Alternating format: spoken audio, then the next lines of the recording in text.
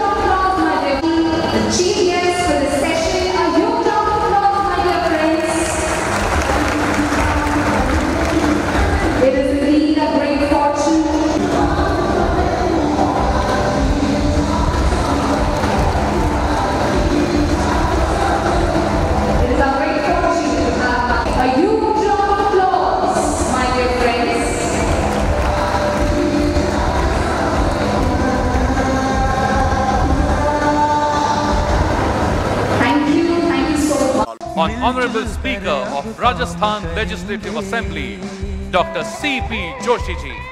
आओ अब कुछ बात करेंगे, मिलजुल कर अब काम करेंगे, तब जाकर कुछ बात बनेगी, जनहित की शुरुआत बनेगी। भारतीय छात्र संसद, भारतीय छात्र A big round of applause, my friends.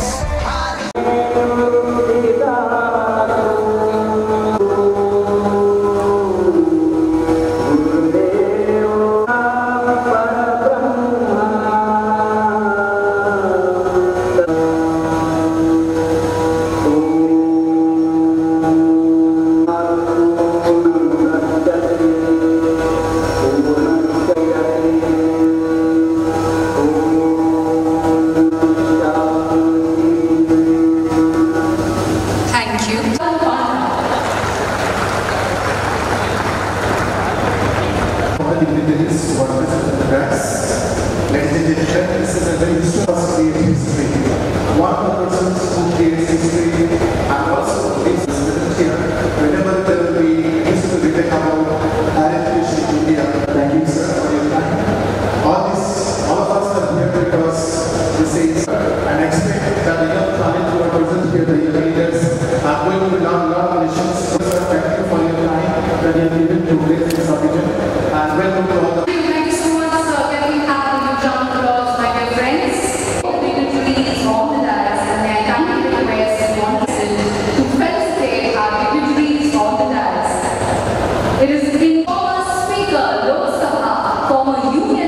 जिसकी अब बात करते हैं, ये क्यों चल रहा है, क्या कारण है इसका। एक बात तो ये जो हमारे वक्ताओं ने कही कि लोग ये चाहते हैं कि अपने परिवार की बात को आगे बढ़ाएं, लेगेसी को आगे बढ़ाएं, अपना एक घर में जिसकी तरह का फैमिली बिजनेस, बहुत सारी चीज़ें बातें कही गई।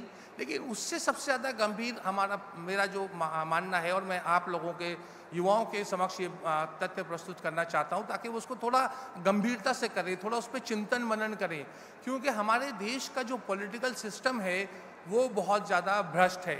चुनाव लड़े जाते हैं, आप सबको पता है कि चुनाव लड़ने की हमारे यहाँ एक पोल सीलिंग है, उसका एक अगर हम असेंबली के चुनाव देखें, विधानसभा के चुनाव होते हैं, अब उसको बढ़ा करके 45-50 लाख रुपए कर दिया गया है, और लोकसभा के लिए वो निधि जो है, जो चुनाव का खर्चे की है, वो 75 लाख है। हमारी एक मर्यादा है, लेकिन सरकार के माध्यम से सीपी जोशी सर इस तरीके के विचार अगर हम कर पाए तो बहुत बड़ा काम हो सकता है। आपकी विधानसभा में 120 बच्चों की बैच अगर हर साल लीडरशिप, पॉलिटिकल लीडरशिप के लिए 2 साल का प्रोग्राम, हमारे महाराष्ट्र के लाइब्रेरी के बारे में भी मैंने काफ़ी सारे विधानसभाओं के लाइब्रेरीज कहाँ सुसज्ज है, केरला की असेंबली मैंने देखी, कर्नाटका की देखी, but I am not happy sir कि कंप्लीटली मैंने वेस्टर्न वर्ल्ड की तुलना हमें करनी पड़ेगी।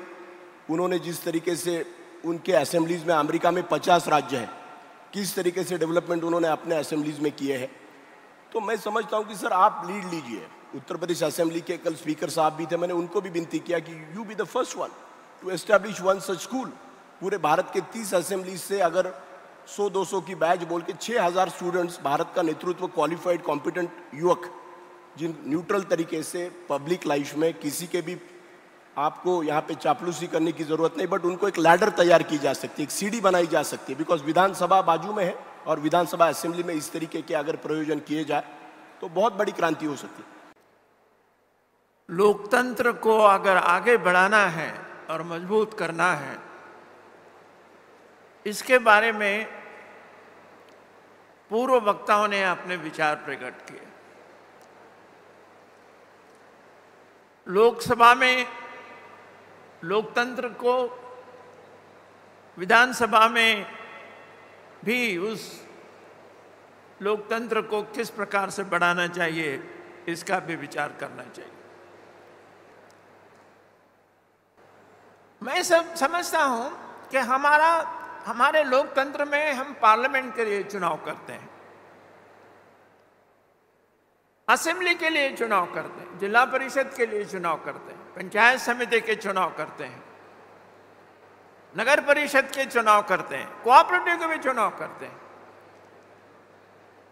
मगर इन सारे चुनाव में एक बात खास करके जो नजर में आती है, उसको ध्यान में रखना बहुत जरूरी है, ऐसे मुझे लगता है।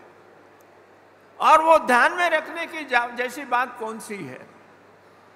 तो 2-3 बातें हैं, बहुत सारी बातें हो सकती हैं, मगर मैं 2-3 बातें का ही यहां पर उल्लेख करूंगा। सबसे जो इस लोकतंत्र में रहने वाले सबको पूरी तरह से मदद जिसकी वजह से नहीं हो रही है, वो इलेक्शन में ज्यादा पैसा खर्च होने की। और जिसके पास पैसा है वही अगर इलेक्शन लड़ रहा है, जिसके पास ज्ञान है वो नहीं लड़ रहा है, जिसके पास अनुभव है वो नहीं लड़ रहा है, जिसके घर में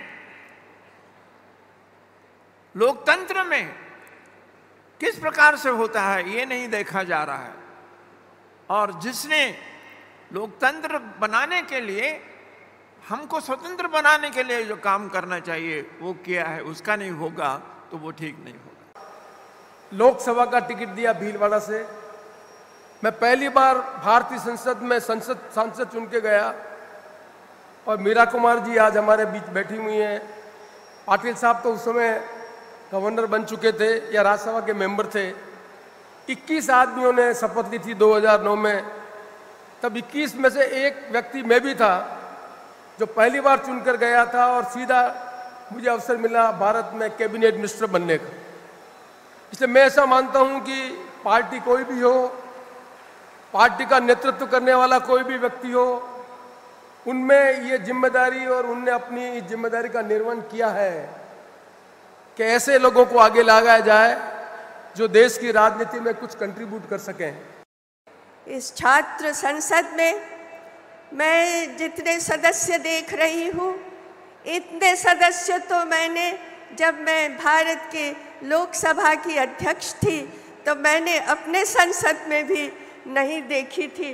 मुझे बहुत खुशी हो रही है कि और दूसरी बात और कह दूं आपको, एक बात और कह दूं कि इतनी शांति भी मैंने अपने संसद में नहीं देखी जी।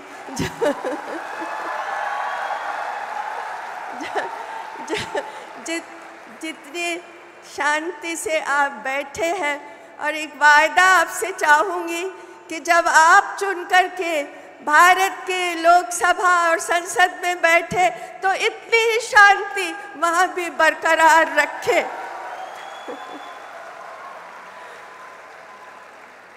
मैं चाहती हूँ कि इस देश के नवयुवा आगे आए और बागडोर संभाले, और आगे आकर के आधुनिक भारत बनाए। ऐसा भारत जहाँ पर जात पात नहीं हो, जहाँ धर्म और मजहब को लेकर के नफरत नहीं हो, जहाँ स्त्रियों का सम्मान होता हो, ऐसा भारत आप बनाएं। नवनवीन बातम्या बघण्यासाठी आमच्या चॅनलला सबस्क्राइब करायला विसरू नका।